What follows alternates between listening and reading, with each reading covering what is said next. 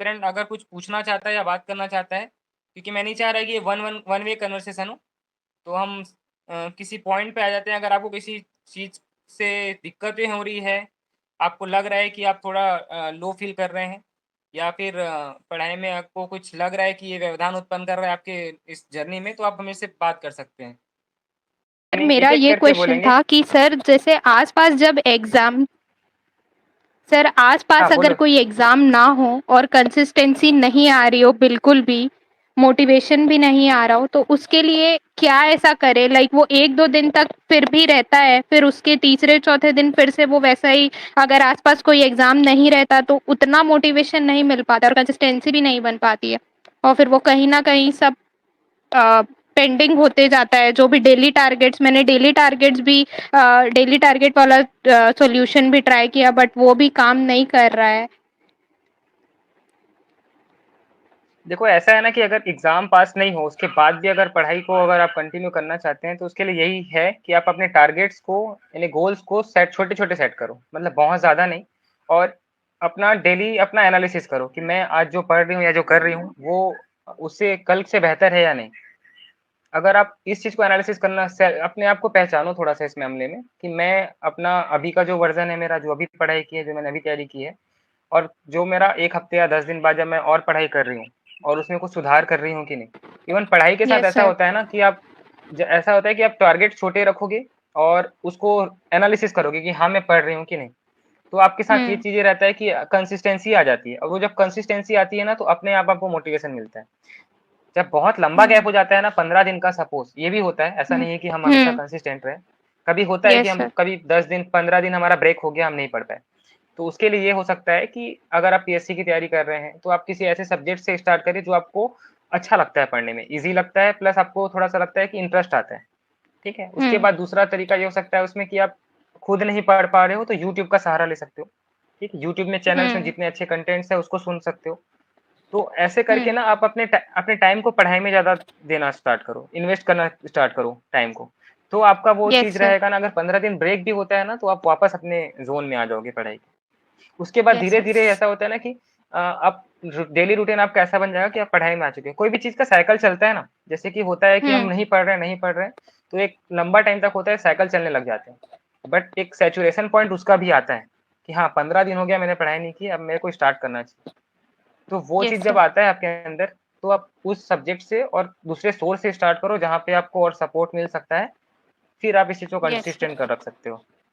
Sir और मेरा एक डाउट टेस्ट को रिलेटेड भी था, टेस्ट रिलेटेड। मेरा अभी मैंने सर कोचिंग ज्वाइन किया है, मैंने जब से मेरा अभी 50% ऑफ सिलेबस ही कंप्लीट हो पाया है, तो सर मुझे अभी मेंस टेस्ट सीरीज ज्वाइन करना चाहिए या नहीं? कुछ लोगों ने सजेस्ट किया अगर मैं टेस्ट सीरीज ज्वाइन कर लेती हूँ तो कंसिस्टेंसी टेस्ट है इस नाम से फिर मैं पढ़ूंगी ऐसा, बट अगर 50% ऑफ सिलेबस कंप्लीट हुआ है तो टेस्ट सीरीज ज्वाइन करना वर्थ रहेगा या नहीं, ये समझ नहीं आ रहा है। इसके लिए ना एक लाइन है, पहले तो अपने आप को पहचानो, है ना, नो योर सेल्फ, कि आप क्या कर सकते हो, क्या बेहतर कर सकते हो। दूसरे सलाह दे रहे हैं वो उनका है, बट आपकी तैयारी अपनी कितनी हुई है, आप टेस्ट सीरीज दिलाने के अभी उस स्टेज में हो कि नहीं हो, पहले इन चीजों को हुँ, थोड़ा सा एनालिसिस करो। अगर आप लोगों को लगता है कि हाँ, मैं टेस्ट सीरीज के साथ मैनेज कर पाऊंगी, अपना पढ़ाई कंटिन्यू कर पाऊंगी, सिलेबस आगे बढ़ा पाऊंगी, तो आपको टेस्ट सीरीज हुँ, ज्वाइन करना चाहिए। अदरवाइज आप दूसरा ओके, एक तरीका होता है कि बिना टेस्ट सीरीज की आप अपनी तैयारी को खुद जज कर सको, तो वो ओके, आप उस तरीके को अपना सकते हो। हम्म, ओके, ओके, नेक्स्ट सवाल थैंक लेते हैं यू किसी सो और का। Much sir. Okay yes sir. Okay, किसी और का सवाल लेते हैं। हेलो। हेलो। हेलो। हाँ, ईशान आवाज आ रही है, ईशान बोलेंगे पहले। हाँ सर, मुझे ये जानना था सर, जैसे मेरा प्री 2 साल से नहीं निकल पा रहा था सर। हेलो। हाँ हाँ, बोलते जाओ, आपकी आवाज आ रही है। जैसे सर 2 साल से प्री नहीं निकल रहा है, मैं मेंस की तैयारी में बैठा हूँ सर, लेकिन क्या मेंस में ऐसा सर होता है कि लैंग्वेज पेपर में मुझे बहुत दिक्कत जाती है। मेंस का लैंग्वेज का दिक्कत जाता है, तो पर्टिकुलर हिंदी और छत्तीसगढ़ी और इंग्लिश तीनों में जाता है कि मतलब पर्टिकुलर सर मेरे को ना हिंदी में थोड़ी दिक्कत जाती है। ऐसा लगता है कि हिंदी के जैसे जो मुहावरे हैं, ये सब हैं, वो थोड़े मतलब याद होने के बाद फिर ऐसा लगता है कि पेपर में कुछ दूसरा आ जाता है। अच्छा, इसका सीधा-सा सॉल्यूशन है लैंग्वेज का, सब सब वही फॉलो करते हैं कि इसको डेली अपने सिलेबस में इंक्लूड करना है, 15-20 मिनट का टाइम आपको डेली देना चाहिए। अब उसके लिए आप इसको और थोड़ा-सा क्लासिफाई ये कर सकते हो कि जैसे मुहावरे, विलोम शब्द, पर्यायवाची शब्द हैं, उनको अपने लैंग्वेज की तैयारी का एक पार्ट रखो और सेम डे पे कुछ और लैंग्वेज का कोई और पार्ट रख लो। मीन्स अगर आप 1 वर्ड ले रहे हो, पर्यायवाची विलोम शब्द ले रहे हो, उसके साथ-साथ आप कुछ पत्र लेखन का भी पढ़ लो, ठीक है? जी सर। या फिर हिंदी सारांश कर लो, प्रीवियस ईयर के क्वेश्चंस कर लो। तो ये सर आपका बस लैंग्वेज। हम्म। सर मुझे एक और पूछना था, प्री की तैयारी कब से स्टार्ट किया जाए सर? प्री की तैयारी तो साथ साथ होती है। आजकल ऐसा हो गया है कि जब इतना सारा गाइडेंस मिल रहा है तो सब यही कहते हैं कि एक तीनों को, प्री मेंस और इंटरव्यू, तीनों का इंटीग्रेटेड अप्रोच होना चाहिए। खैर इंटरव्यू तो जब आप पढ़ोगे तो आपकी तैयारी हो ही जाएगी। और ये प्री और मेंस का ऐसा है कि आप दोनों को साथ लेके चल सकते हो, ये आपके ऊपर है। मैं जब स्टार्ट किया था, फ्रेश किया था, तो ये भी होता है कि पहले प्री कर लेते हैं मेंस। डिपेंड करता है कि आप फुल टाइम फ्री हैं या कॉलेज के साथ अपनी तैयारी कर रहे हैं, ठीक है? तो ये आप पर डिपेंड करता है कि आप कितना टाइम दे पा रहे हैं। और प्री की तैयारी, अगर आप ऐसा सोच रहे हो कि पूरा तैयारी कर चुका हूँ, अब केवल प्री के लिए कब से डेडिकेटेड रहूं, तो आपका नवंबर का मंथ, नवंबर दिसंबर का मंथ इनफ है कि नवंबर दिसंबर के मंथ से आप सिर्फ प्री डेडिकेटेड होके पढ़ सकते हो। सर इंडियन जीएस में प्री में बहुत दिक्कत जाती है सर। जैसे छत्तीसगढ़ जीएस का तो एक बार हो सकता है कि करंट अफेयर्स और हरिराम पटेल और लेटेस्ट इन छत्तीसगढ़ कवर हो जाता है सर। इंडियन जीएस में बहुत दिक्कत जाती है सर आजकल। इंडियन जीएस में इसलिए दिक्कत जाती है क्योंकि उसका सिलेबस बड़ा है और हम बार बार रिवीजन कर नहीं पाते हैं एज कंपेयर टू छत्तीसगढ़ जब हम कर लेते हैं। इसका वन डे एग्जाम मतलब प्री या फिर किसी मल्टीपल चॉइस क्वेश्चन वाले एग्जाम को निकालने का यही सबसे अच्छा तरीका होता है कि आप जितने ज्यादा उसके क्वेश्चन प्रैक्टिस करोगे, मतलब आपको जहां से मिल रहा है वहां से करो। लाइक प्रतियोगिता सारांश हो गया, घटना चक्र हो गया, टेस्ट सीरीज हो गया, प्रीवियस ईयर के क्वेश्चन हो गए। तो आप जितना ज्यादा क्वेश्चन प्रैक्टिस करोगे आपको उतना कॉन्फिडेंस आएगा। इंडियन जीएस के सर पर्टिकुलर कौन सी बुक फॉलो करना चाहिए सर, हिस्ट्री के लिए जैसे? हिस्ट्री के लिए बुक ये डिपेंड करता है हिंदी मीडियम इंग्लिश मीडियम से। अब मैं जैसे हिंदी हिंदी मीडियम से था, मैं पहले मुस्कान पब्लिकेशन से पढ़ा था, स्टार्ट किया था तब, उसको बार बार किया। उस टाइम पे प्री के क्वेश्चन उससे आते थे, काफी रिलेटेड थे उससे, तो वो उससे कवर हो जाता था। फिर धीरे से मैंने अपना अप्रोच बढ़ाया, फिर दृष्टि का बुक आता है हिस्ट्री का, वो पढ़ना स्टार्ट किया, ज्यादा से ज्यादा क्वेश्चन करने स्टार्ट किए। यही मेरा मेन अप्रोच था। सर ये अरिहंत की कोई मैकबुक करके भी आती है क्या? इसके बारे में आइडिया नहीं है क्योंकि मैंने अरिहंत की बुक नहीं पढ़ी है। नेक्स्ट क्वेश्चन ले लेते हैं। ठीक है ना सर। सीजी, हाँ ओके, सीजी बोलेंगे। हेलो सर, मैं ये आपसे पूछना चाह रही थी कि ठीक है, मेरा मेंस और प्रीलिम्स का प्रिपरेशन साथ में इक्वली चल रहा है, बट जो आंसर राइटिंग है वो मैं अभी से करना स्टार्ट करूं कि प्रीलिम्स के बाद जो 3 महीने टाइम मिलता है मेंस के लिए उसमें मैं अपना आंसर राइटिंग करूं? आप अभी से भी स्टार्ट कर सकते हो। आप बहुत ज्यादा नहीं तो थोड़ा टाइम उसके लिए निकाल सकते हो, 2 घंटा 2.5 घंटे का, जितना भी टाइम आप मैनेज कर पा रहे हो।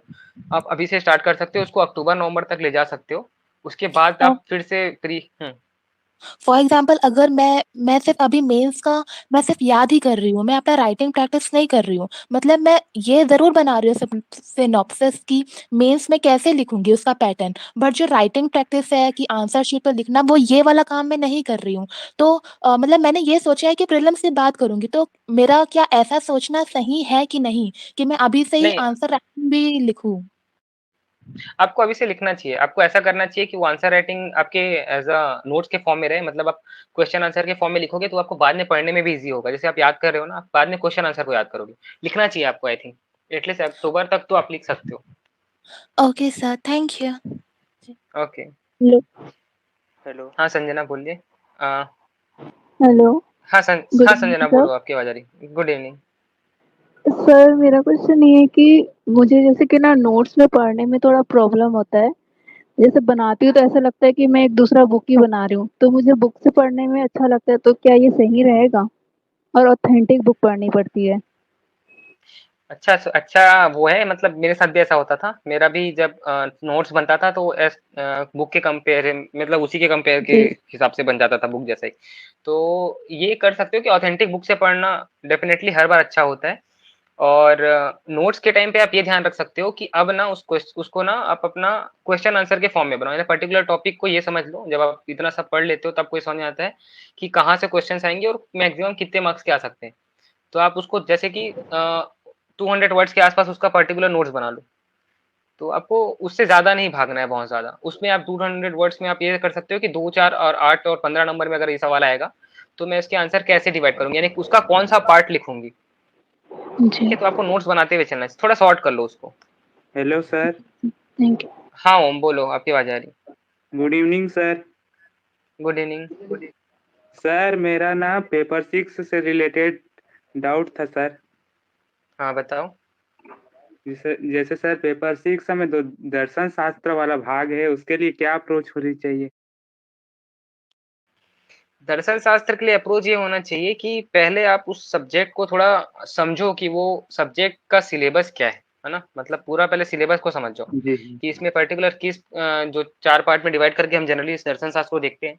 इंडियन फिलॉसफर, वेस्टर्न फिलॉसफर, उसके बाद जो नैतिकता वाला पोर्शन दिया हुआ है और उसके पहले जो जी जी षड दर्शन से रिलेटेड बातें दी हुई है, बुद्धा वगैरह। तो उसको पहले सिलेबस को तोड़ लो, उसके बाद जब आप पढ़ो ना उसको तो सुनने में बहुत मजा आता है। दर्शन एक ऐसा सब्जेक्ट है जब कोई पढ़ा रहा है तो बिल्कुल प्रवचन जैसा लगता है, बट जी वो मजा भी आता है सुनने में। अब इसके जी लिए नेक्स्ट अप्रोच ये होना चाहिए कि पहले तो उसको समझो कि वो कहना क्या चाह रहा है, यानी कि पहला सिलेबस जी तोड़ लिया। सेकेंड अप्रोच में जी पर्टिकुलर एक जो फिलोसफी है उसको अच्छे से समझ लिया। थर्ड अप्रोच में उसके जी लिखने का प्रयास करो, है जी ना? जी मतलब फिलोसफिकल जो वर्ड्स होते हैं, टर्मिनोलॉजी होती है, उसको मेंशन करते हुए अपने आंसर्स में सर उसको एक। लिखते हाँ, सर उसको बोलो। लिखते समय ना सोचने में ज्यादा टाइम लग जाता है, तो समय पे हो नहीं पाता है, जैसे तो टेस्ट तो वगैरह मत सोचो दिलाने ना। पे भी। हाँ मत सोचो उसको। क्या करो, जैसे कि कोई फिलोसफी पढ़ रहे हो तो बुक से, जैसे जो जो बुक आप फॉलो करते होगे उस बुक से अपना एक नोट्स बना लो कॉपी में। जी ठीक है? जी जी और उसको ऐसा नोट्स बनाओ कि वो 2 पेज से ज्यादा का नहीं रहे, है ना? क्योंकि कोई भी जी फिलोसफी आप समझ रहे हो कि ज्यादा से ज्यादा वन 175 वर्ड्स में ही पूछेगा, 170 जी जी है ना? तो आप तो उसको हाँ नोट्स बना लिए 1 से 1.5 पेज या 2 पेज का, और फिर उसके जी बाद उस कॉपी को पढ़ो आप, है ना? जी आपको बार बार बुक पढ़ने की जरूरत नहीं, आपको बहुत ज्यादा लगेगा। उससे अच्छा आप जी नोट्स बना लो, अच्छे वर्ड्स वहां से ढूंढ लो, फिर वहां से जी लेकर अपने नोट्स को आगे पढ़ते जाओ कंटिन्यू। जैसे सर कोई 175। एक एक करके लेते हैं। अमन का, ओम का पहले सवाल पूरा लेने दो। जी सर, जो 175 वर्ड में जैसे नोट्स बनाए, ठीक है, तो हम्म वो वाला क्वेश्चन अगर अचानक से 30 वर्ड में आ गया तो उसको कंसाइज करने में भी थोड़ा। देखो, कंसाइज जब आप पढ़ोगे ना फिलोसफी को बार बार, तो आपको क्वेश्चंस उसके जब प्रीवियस ईयर के प्रैक्टिस करोगे हेलो तो आपको इस और हेलो तो आपको ये समझ में आएगा धीरे धीरे कि आप कर पा रहे हो उन चीजों को। मतलब आप 30 वर्ड्स जी में उसको डिवाइड कर पा रहे हो। तो जी उसका पहले देखो, जब सब्जेक्ट्स हम नहीं पढ़े रहते तो हमको थोड़ा डाउट होता है, बट धीरे धीरे आप सब्जेक्ट्स पढ़ोगे, आपको समझ में आने लग जाएगा। फिर आप ये भी करना सीख जाओगे कि 30 वर्ड्स में कौन सा लिखना है, 60 में कौन सा। जी ठीक जी सर, है? Thank you. ओके।